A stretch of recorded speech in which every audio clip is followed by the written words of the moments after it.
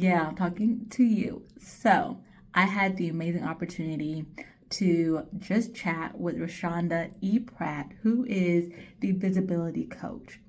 If you don't know her, now you know her.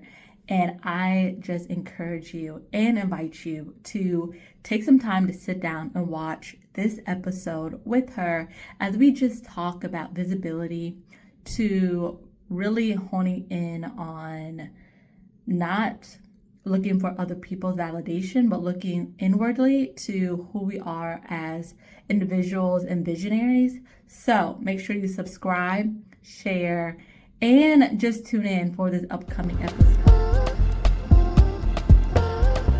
Well, hello, visionaries. I'm here with Roshanda. Okay. And as you can see, she is a visibility empower. She's a visibility coach and all the great things. So I'm gonna give you a chance. Introduce yourself, Roshanda. Sure. I'm so glad to be here. I'm Roshanda Pratt. Some people know me in the digital streets as the Rose Show Live. I'm a former television news producer turned communication strategist and speaker, empowering thought leaders to be seen, heard, and paid in these digital streets because their visibility is power. Okay, you heard that from the one and only. So, Roshanda, what is your word for 2025?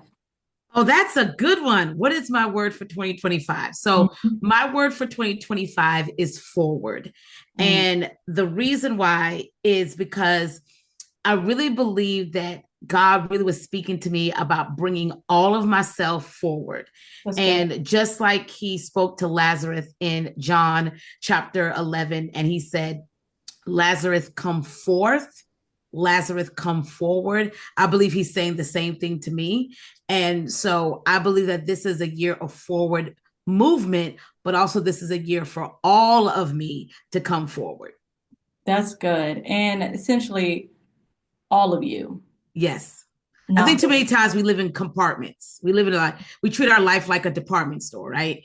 Uh, who you are as a mom over here. If you're single, this is what you are over here. You're in business, this is what you are over here. And not understanding all of those different hats, all of those different experiences, and what makes up who you are. Mhm. So there are times that I'll learn a lesson from my three kids that could help the leaders that I get an opportunity to work with. So why would I keep that lesson to myself and not share it with them? Just on the flip side of that, me being a believer and being a woman of faith, how I can bring that to the marketplace and what I'm doing. So I'm over trying to segment my life. I want to bring the essence of the totality of all who I am to the experience. And I'm still stuck on department store. It's Yeah. visibility of a department Yeah. in every I, area. in every area. So, sometimes we feel like we don't have permission. Well, what would people say if I shared a Bible verse? Or what would people say if I'm really transparent and vulnerable? Well, here's the truth. There are going to be some people that don't like it, but those are not your people. There are some people that are going to be uncomfortable with it, right? Because it challenges their own beliefs. It also shows that they can no longer make an excuse that it can't be done. And Correct. then there are going to be some people who are just like, oh, this is my people. This person understands me. They get Mhm. me. And so I live my life for my people. And what I say by that is I'm not spending a lot of time worrying about the naysayers. I'm Mhm. worrying about the people who are just like, yes, yes, girl. As I always tell people, I have this saying that, you might not be everyone's cup of tea, but you're life saving water to those who are thirsty. I'm looking for the folks who are thirsty. Okay. Thirsty, parched. Parched. They come ready to like, Yes. They're like, yes, Roshanda, you brought the water. We needed that. We were thirsty and you met the need. I'm coming for those folks. okay. And meeting that need, tell us more about your strategy and Mm-hmm. ability to scale from just a pioneer, a Mm-hmm. visibility coach, a best-selling author, the Mm-hmm. CEO of live video. Just tell us a little more about that strategy and ability to scale.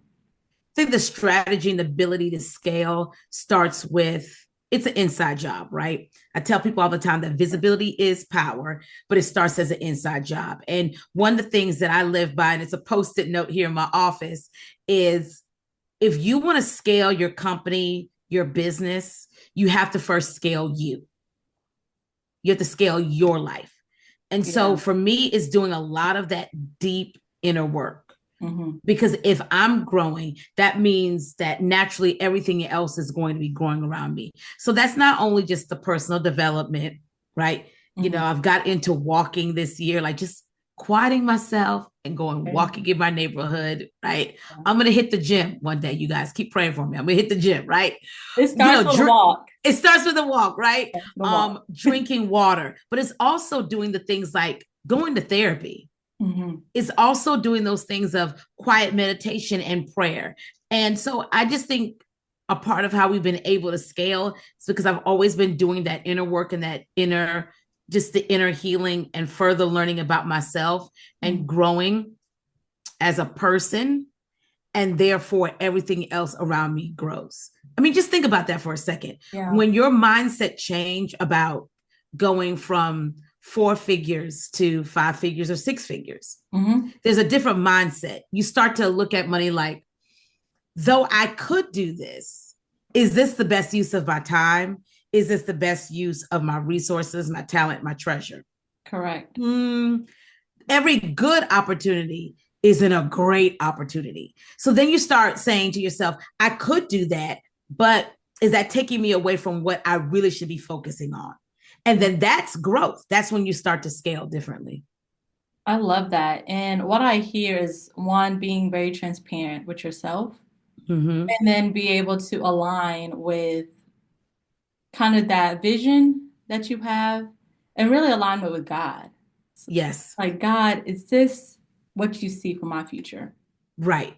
Because I mean, he knows the thoughts and the plans that he has for us. We quote Jeremiah 29:11. It's on a bumper sticker. It's on a t-shirt. It's on our mouse pad. But if we really believe, it's in your office. If we really believe that he knows the thoughts and the plans that he has for us, and they are good to give us a hope and a future, then that means for everything. Correct. That means for the good, the bad, and the ugly. That means for when you really wanted that bid and you were rejected.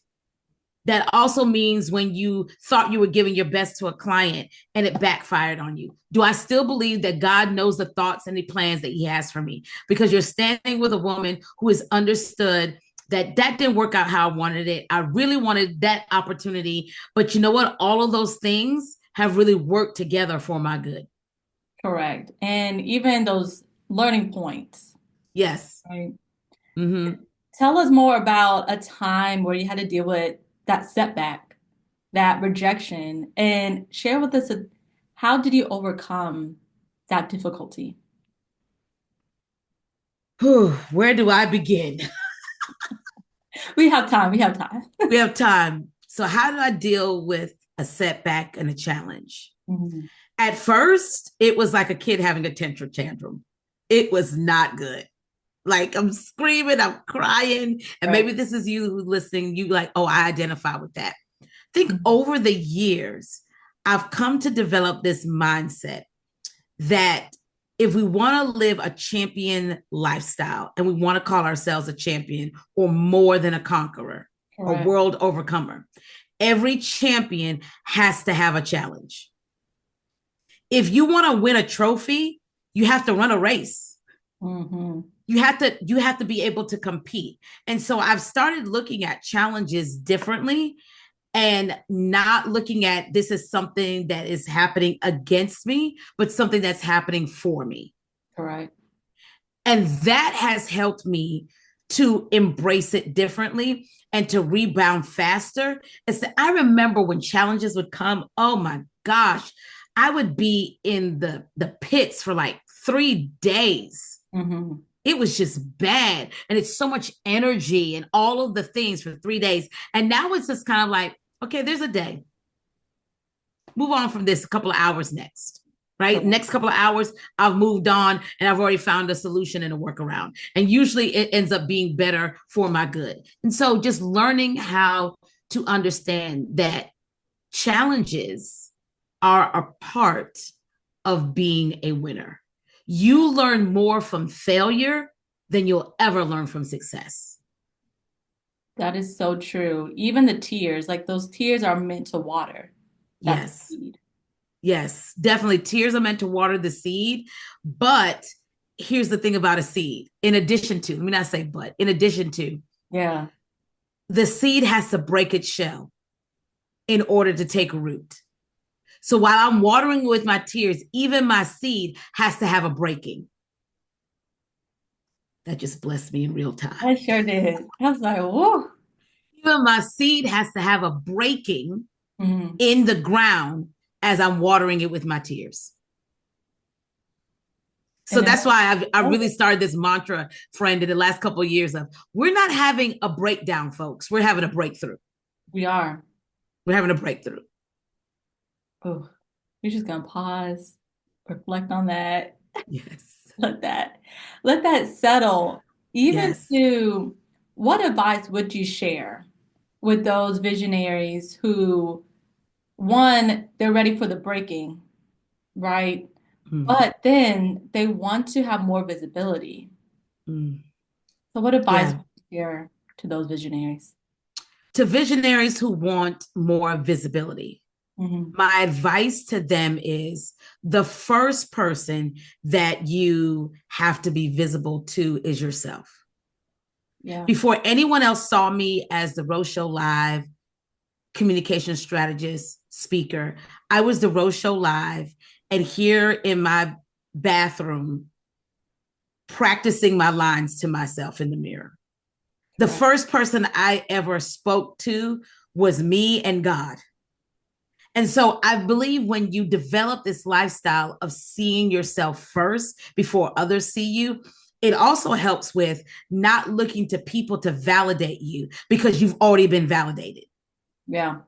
It also helps to stay clear of taking someone's negative comments, those keyboard warriors, and internalizing it because you've already spent time seeing yourself and amplifying who God says that you are in your personal time.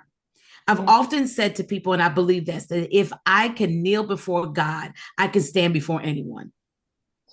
If I can kneel before him, I can stand before you. And so the first step of becoming visible is, how do you see yourself? And I think too often in this digital space that we have so many people who have access to a phone and access to devices. And so they just come on and they build a brand, they build a life centered so much about what other people say. Yeah. That they haven't really taken the time to really understand who they are and who their creator has called them to be. All right. Ooh.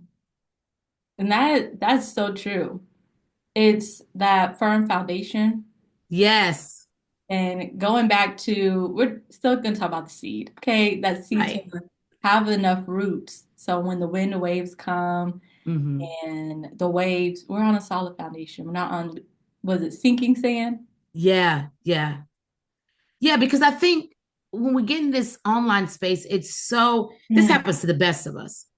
Okay. Imposter syndrome and all of these things that can really run rampant and impact your visibility. I think so many times why people don't want to show up online is it's not even about them. It's all external. The fear of judgment. What are people going to say about me? Imposter syndrome, which leads back to what are people going to say about me? Right. We're so others focused and haven't really understood being inward focused.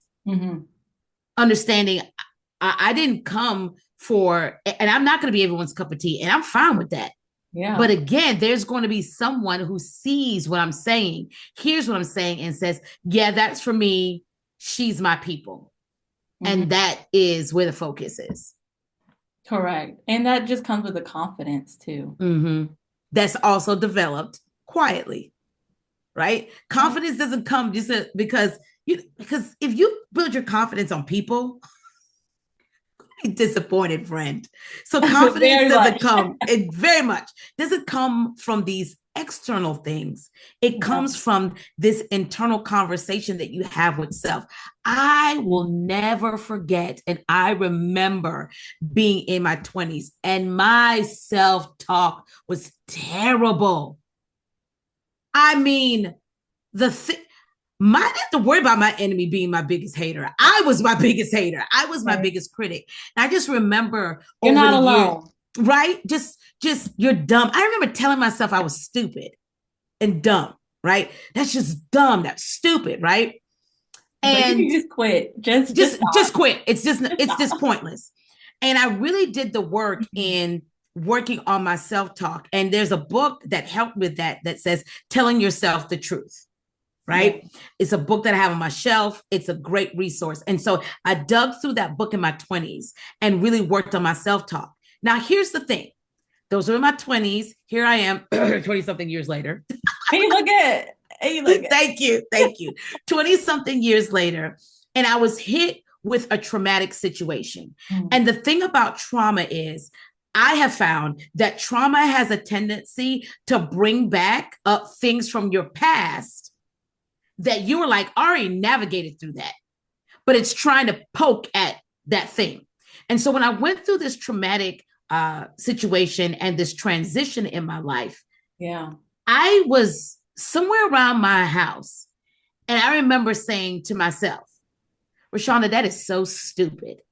I can't believe. And I immediately caught myself. I said, wait a second. We don't talk to ourselves like this. Not at all. And then I started saying, oh, I get it. The trauma is trying to dig back up and take me back to the thing I've already worked through. I immediately arrested that thought, took it captive, and I started being intentional about speaking the truth about myself. Because I've already done the work in my 20s and working through my negative self-talk, but here it was coming again. This is why I don't play around with words, because words are powerful. So I don't play around with, you're stupid, or, I don't play around with that. I don't call my kids bad. Right. I've been parenting for 17 years. My kids will tell you, I've never called them bad. That wasn't a great decision. Right. But I never call them bad because milk goes bad and you throw it away. And I'm not throwing away my kids. Right. Yeah. And so I just think we have to see ourselves first before anybody else in this online space sees us. And that starts with that internal work, that internal dialogue. I love that. And with our last question is, what does it mean to be a visionary and just continue in your God-given purpose? It's a really powerful question. I think what it means to be a visionary is you're the person that just sees possibility in everything, right? And as a visionary, because you see possibility, you also have to fight to keep seeing the realm of possibility. You see it everywhere. You see possibilities everywhere, right? And so being a visionary means because you see in the realm of possibility everywhere, you're also the person that's helping to drive change in your industry and in the world. Yeah. And you have to be okay with that. Okay. Be okay with the bruises too. Yes. The bruises, be okay with people not always understanding you. And why do you think like that? And, I have a good girlfriend of mine. We've known each other for over 2 decades. And she always says, Roshanda, as long as I've known you since college, you have always been the person that's just on the go. She's like, girl, I want to go to work, come home and do my thing. And that's it. And guess what? That's okay with her. Okay. And I respect her for that. That's what she likes. For me, there's something else. And that doesn't mean her thing is less than my thing. That means that this is just my thing and she respects it. And I respect her thing. Right. That is so good. And how can people connect with you, just learn more about visibility? Sure. Yeah. So I am on LinkedIn. I would love for us to connect on LinkedIn. So you can find me at Roshanda E. Pratt on LinkedIn. And then also you can check out our YouTube channel, Visibility is Power TV. I'd love for you to do that. Okay. Yes. And till next time. And thank you so much. She's great. She also has a LinkedIn course. If you Yes, check it out. check it out. Thank you again. You're welcome.